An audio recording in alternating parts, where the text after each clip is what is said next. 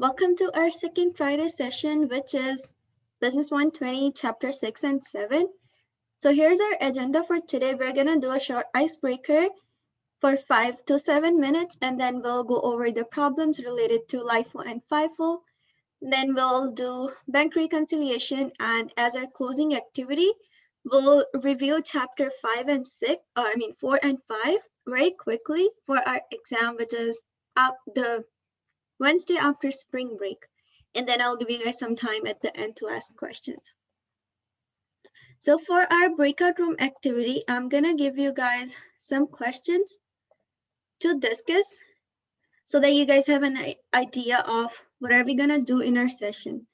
So 3 questions for you to think about in your breakout rooms.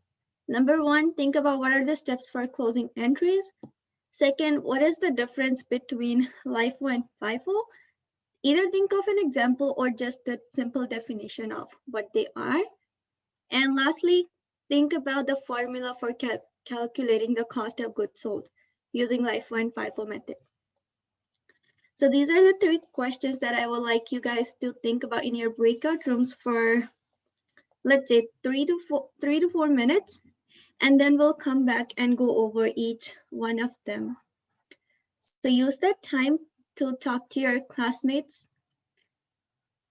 and I'll see you guys in 5 minutes.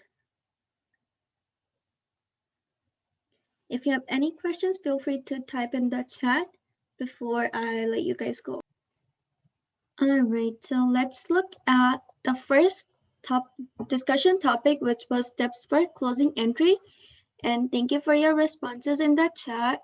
The first step is correct by Mariana. She said, debit each revenue account for all of its balances and credit income summary for the total revenue. This is the first step in closing entry. So we are closing all the revenue account to income summary. All revenues have a credit balance, and in order to close them, we need to debit them, reverse the entry so that we zero out the balances. And the next step is to close the expenses. Since expenses have an opposite balance as revenue, so expenses have a total normal debit balance. So in order to close the expenses account, we are going to credit each expense and debit the income summary so that we zero out the balance. So it's opposite treatment than revenues. And next we have when we try to balance the income summaries, debit and credit side, we need to see which side is greater. When the credit side is greater, we are going to debit the income summary and credit the retained earnings to close that.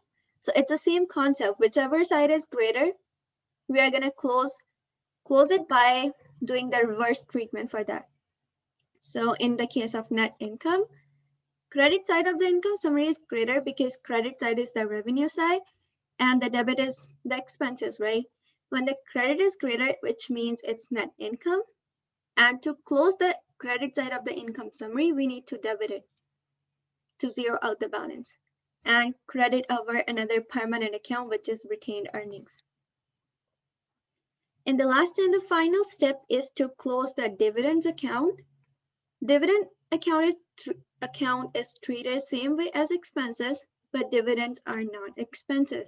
So dividends have a normal debit balance, and in order to close the dividends account, we need to credit it and debit the retained earnings account to zero out the balance. So these are the steps for closing entry. We are not going to use this for solving a big problem today, but we are going to review chapter 4 and 5. So you're going to need these 4 steps. So make sure you guys make note of it and then use it for your problems later. All right, my next question was to type in the chat formula for cost of goods sold. Let me quickly go to the formula first. Okay, formula for calculating the cost of goods sold. So as some of you mentioned in the chat, which is goods available for sale minus the ending inventory, this formula is correct.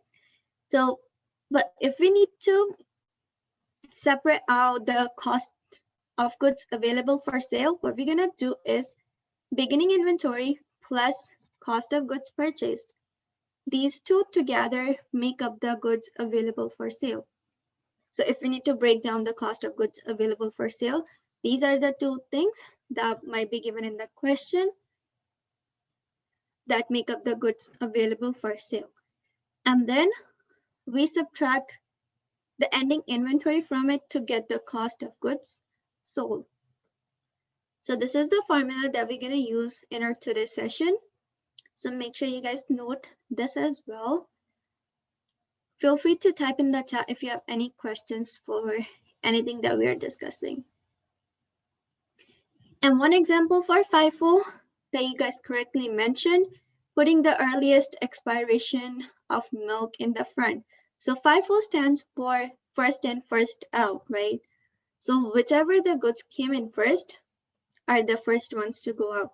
So in case of milk cartons or eggs or vegetables that are gonna get perished after some time, we try to get rid of the items that came in first before they get bad. So that's one example for FIFO. That's a really great example. So let's look at each of these methods in detail before we get into our problems. If you have any questions, feel free to type in the chat. So our first topic for today is LIFO and FIFO. LIFO stands for last in, first out, and FIFO stands for first in, first out. These two are the methods for calculating the ending inventory based on their treatment, like based on their names. So LIFO is last in, first out. The goods that came in last or the latest one that came in are the first ones to go out. The goods that were in your inventory at the beginning of the year may still remain in your inventory because we are selling the new goods, the last ones that came in. One easy way to remember is always calculate the ending inventory from the top of the list, which is given to you for LIFO, because last in, first out. So the goods at the bottom are the first ones to go out in your list. So LIFO, last in, first out, calculate the ending inventory from the top. And FIFO is the opposite, first in, first out. The goods that came in first are the old goods, are the first ones to go out. And we calculate the ending inventory from the bottom of the list that is given to you in your question. All right, I'll pause here for a moment for you guys to process all this information and read this problem before we actually go into solving this question.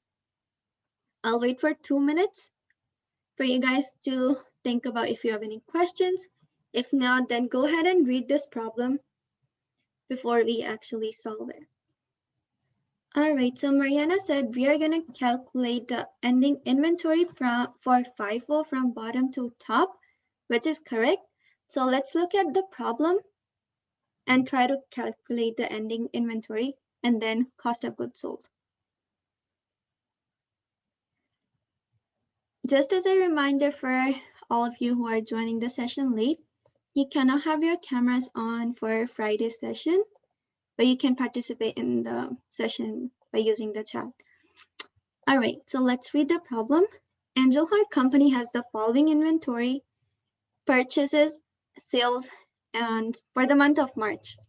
So we had inventory at the beginning of the month, March 1st, 200 units at $4. So the cost is $800. And similarly for the purchases, we have different amounts.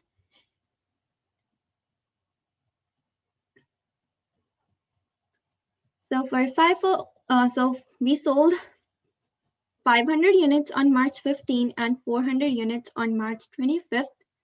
So we sold 900 units total.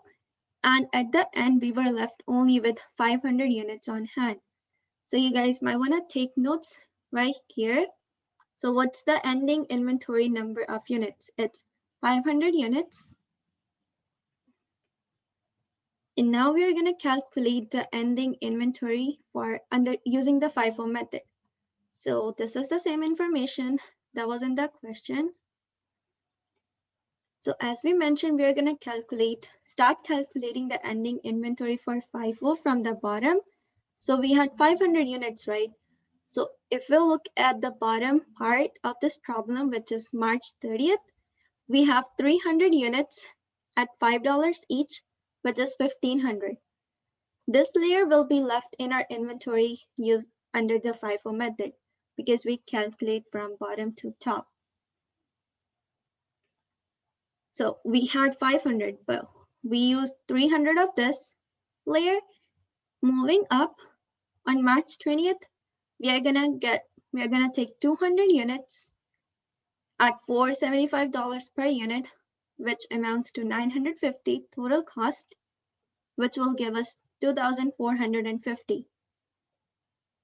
By adding all of them up, so by adding 1,500 and 950, we'll get 2,450 total ending inventory, right? And now I'll pause here again for a moment. Now you're going to use the formula that we discussed earlier in the session, which was to calculate cost of goods sold. And the formula, again, it's also mentioned in the chat. Cost of beginning inventory plus purchases minus the ending inventory equals cost of goods sold.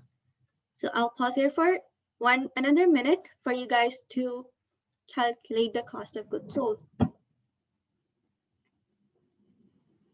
For your reference, here is the total goods available for sale that are mentioned for this problem. And here is your total ending inventory, 2,450. All right, so using the formula for calculating the cost of goods sold, which is cost of goods available for sale minus the total ending inventory. I know it's kind of hard to see, but it's 6,450 minus 2,450 to get the cost of goods sold, which is equal to 4,000.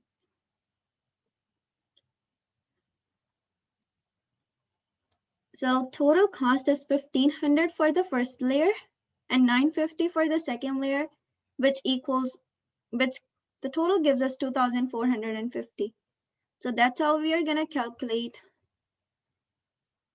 the cost of goods sold. We are not disregarding the 1,500. Let me just quickly fix this. Just a second.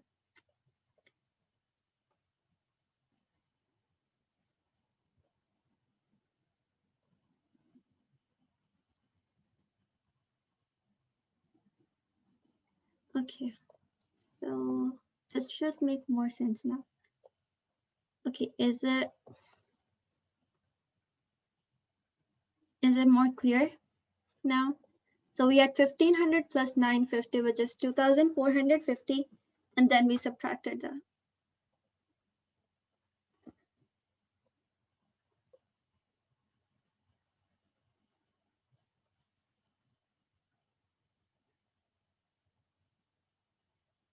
Yeah, sorry for the wrong formatting. It's just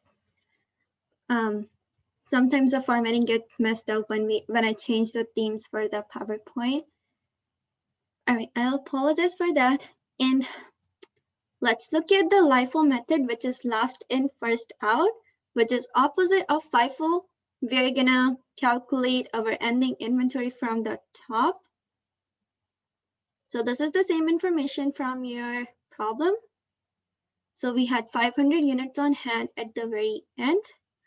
I'll give you guys 2 more minutes using the same method. Using the same formula, but using a different method. Calculate the cost of goods sold using the LIFO method. So first step, calculate the ending inventory that we know under LIFO.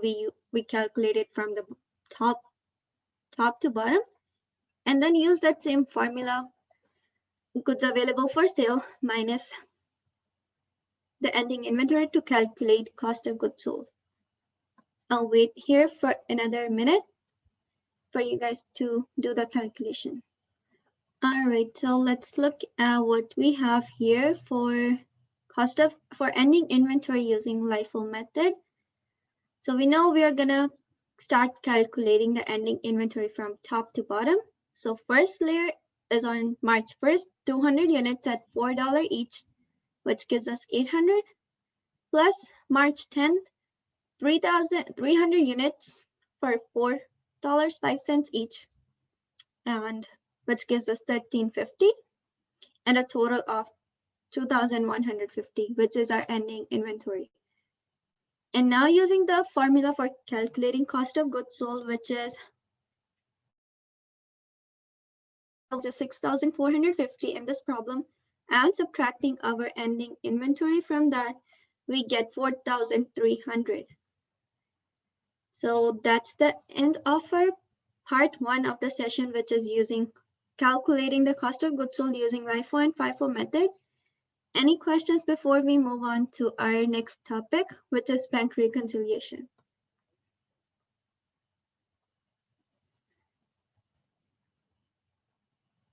Feel free to type in the chat if you have any questions.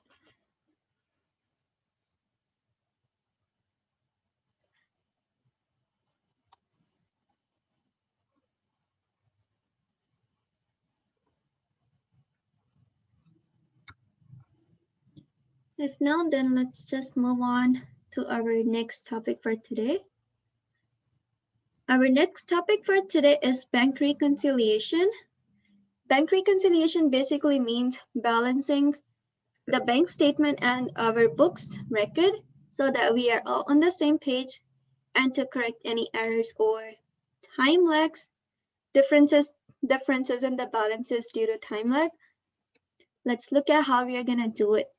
So we have two different balances, cash balances. One is cash balance per the bank statement, which the bank issues you after every month based on the transaction that we did through the bank.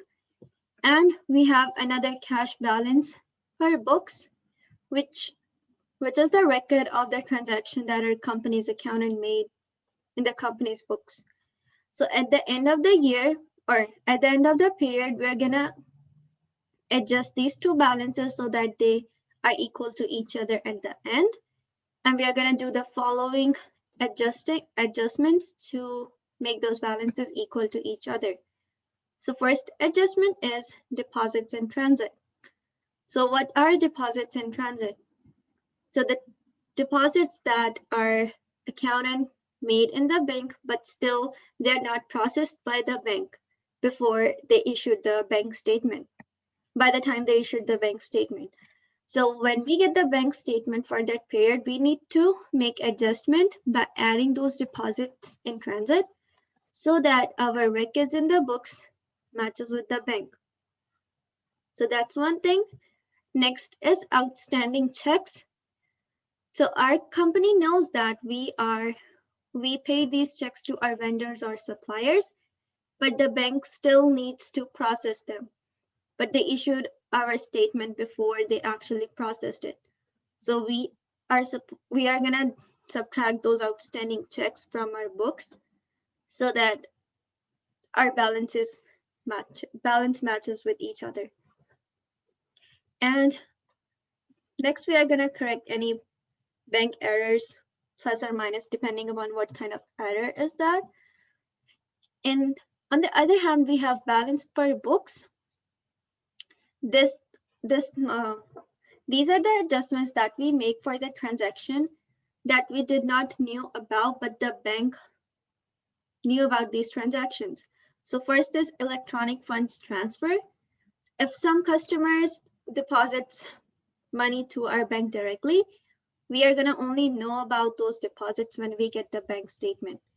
So we are gonna add those deposits to our books and make an adjusting entry at the end. NSF check or not sufficient funds or bounced checks are the checks that bank was not able to process because of insufficient funds in our account. We need to subtract that from our books because the bank did not process those checks. And to balance our books, we need to subtract those checks.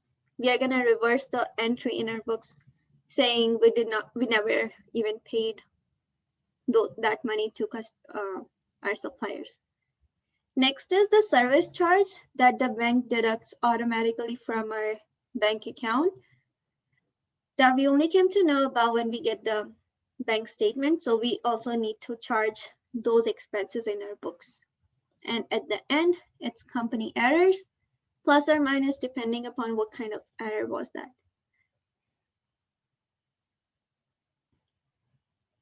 Okay, so any questions on what type of adjustments we make? Type your questions in the chat, and if you don't have any questions, go through this problem once, try to solve it using this picture, and we'll discuss that solution in 2 minutes. I'll pause here for another 2 minutes for you guys to think about this problem or think about any questions that you might have related to the process.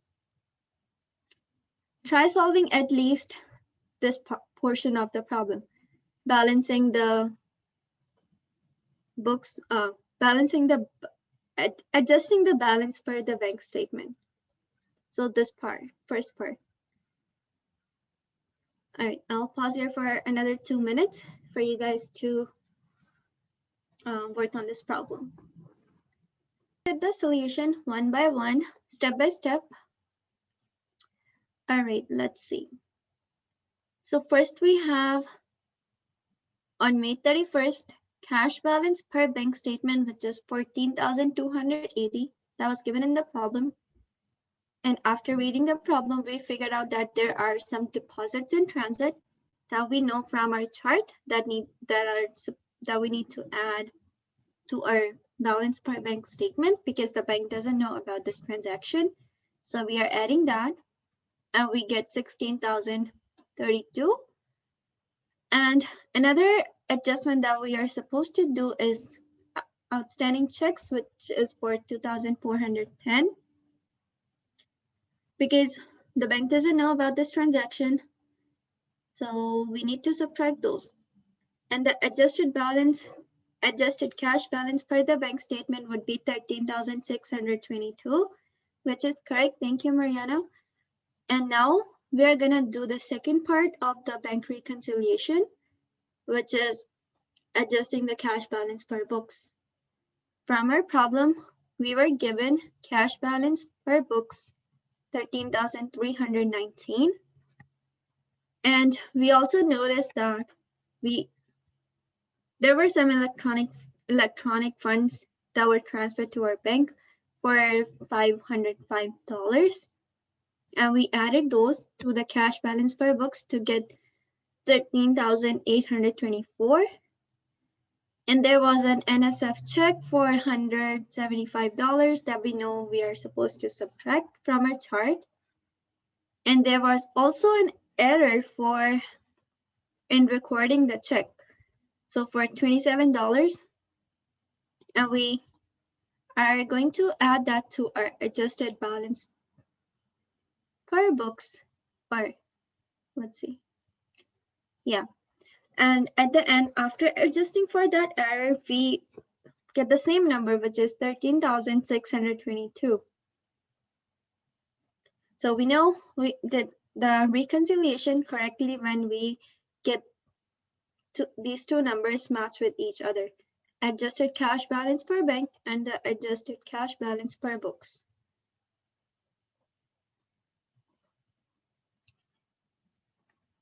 Any questions for any part of the transaction?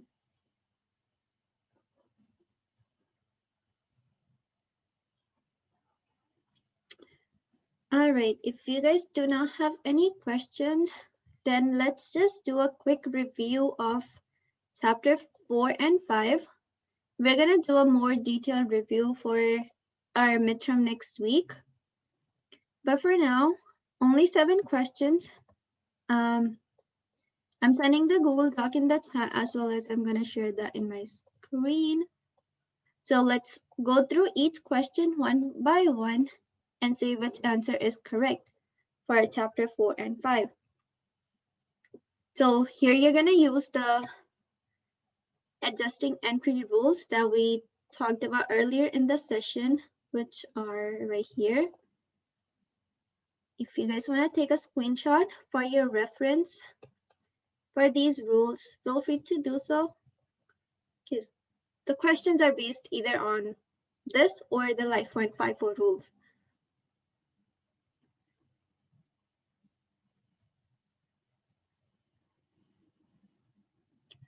Okay, so no worries, Mariana. I'm gonna share my screen as well, so you should be able to follow along, but I'll change the settings later on if you need access to it.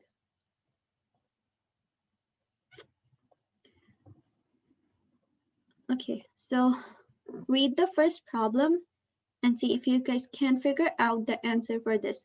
The income summary account is what kind of account? Is it a permanent account, appears only on the balance sheet, appears only on the income statement, or is it a temporary account?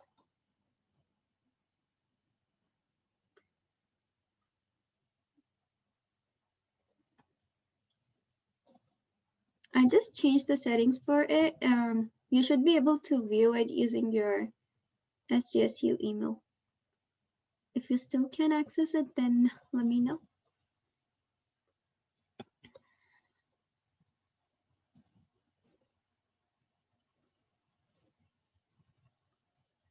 All right, so what do you guys think is correct answer for number 1, A, B, C, or D? This is the time for you to participate in the session to get the extra credit if you were not participating earlier. I will consider this as well for your participation credit.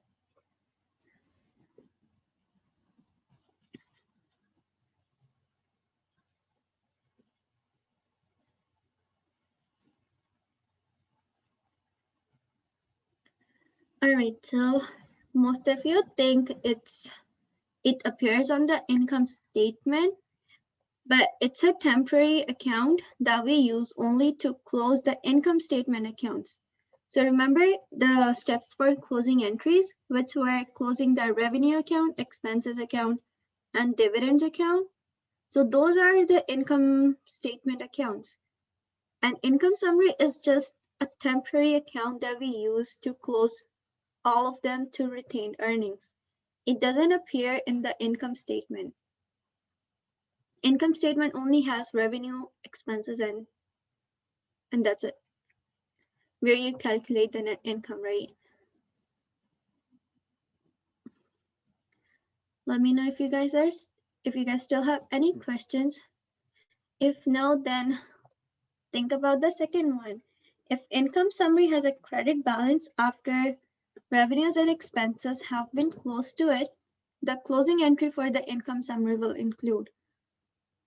So here we are going to use that same rule that we discussed earlier, that to close the account with certain type of normal balance, we are going to do the reverse entry for that to close it. B, but looking at again on our steps for closing entry, we know when the income summary has a credit balance, which is net income, to close that account, we need to debit it, right? We need to reverse that account, whatever the balance is. And so since the income summary in this case has, let's see, normal credit balance. So in order to close it, we need to debit the income summary, and we are closing it to the retained earnings account. So we're gonna credit that. Okay, so let's move on to the next one. Which of the following is a true statement about closing the books of a corporation? This should be an easy one to work on.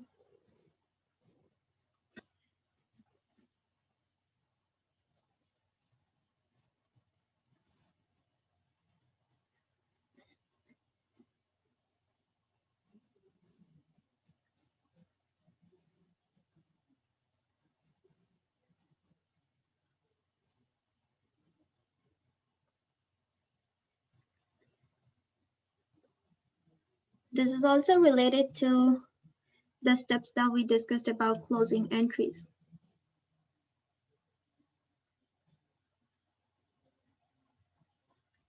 Yes, so we close all the revenue and expenses account to income summary account, which is our temporary account to close all the income summary accounts.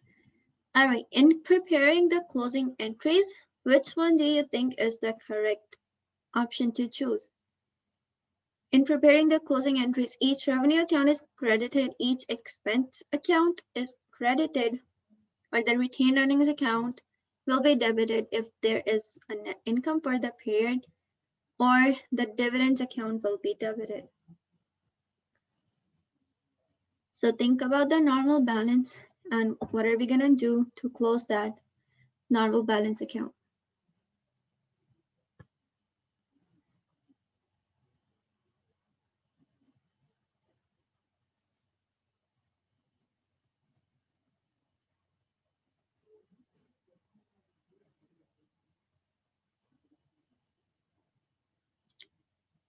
Yes, so all the expenses account will be credited because they have a normal debit balance.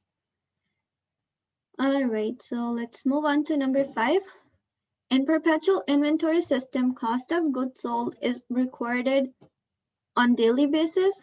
Let me just move it down so that we have all on the same page. It's recorded on daily basis, on monthly basis, on annual, or with each sale.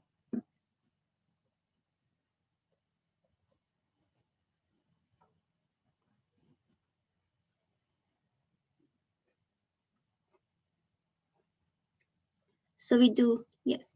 So we do perpetual inventory with each sale, right? But the periodic is done at the end of the period, but with perpetual, we use it for each sale, like the scanner at a retail store. You just scan out the goods that we sell. All right, let's move on to number 6. The journal entry to record a return of merchandise purchased on account under perpetual inventory would credit. So which account is credited when we return the inventory? Remember that inventory is an asset. When an asset goes down, is it a credit or a debit?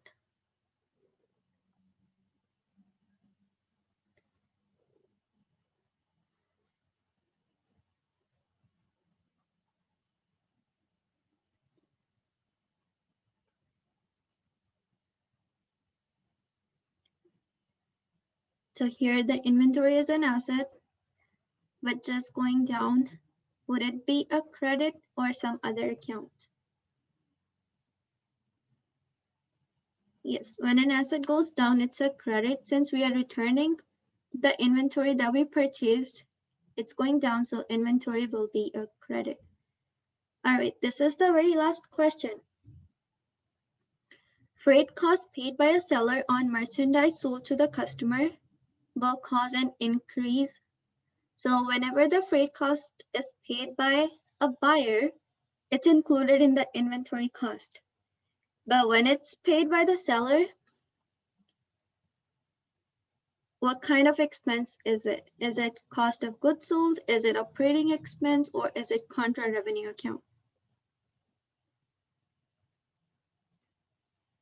We know that A is not going to be the option because it's not an expense for the buyer. So which one do you think is correct? B, C, or D?